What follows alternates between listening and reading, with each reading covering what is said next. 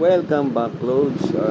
Quick ride lang tayo mga Loads dahil i-feature lang natin yung tong daanan na para location.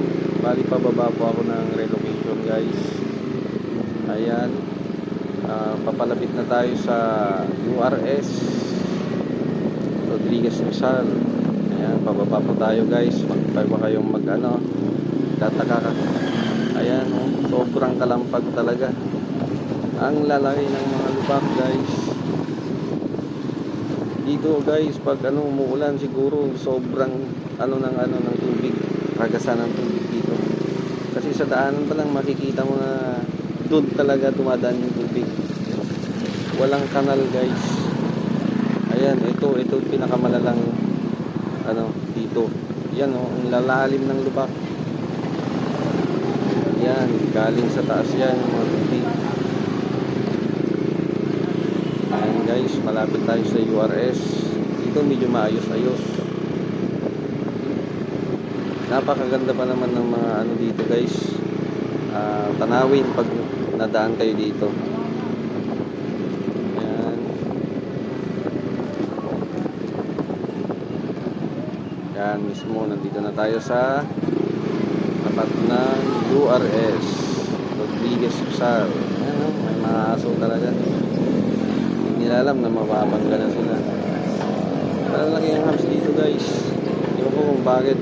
Mga kalis naman na yung mga nandito. Ayan, may mga lubak pa. Kasi ito, guys, napupuno din to ng tubig. Kaya yung semento rumupok na. Ito ang pinaka breathtaking.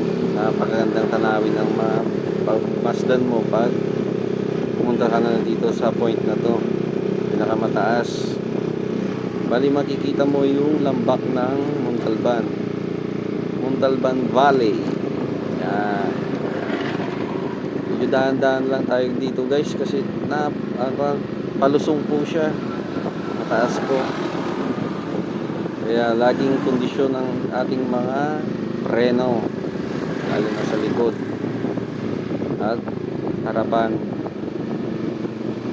Ayos naman dito yung daanan na pagdating dito, guys. Dun lang sa looban talaga yung hindi maayos. Napakataas na palusong to, guys, kaya lang dahan-dahan tayo. Ayan, pagdating sa kanto, yun na yung papuntang Litex.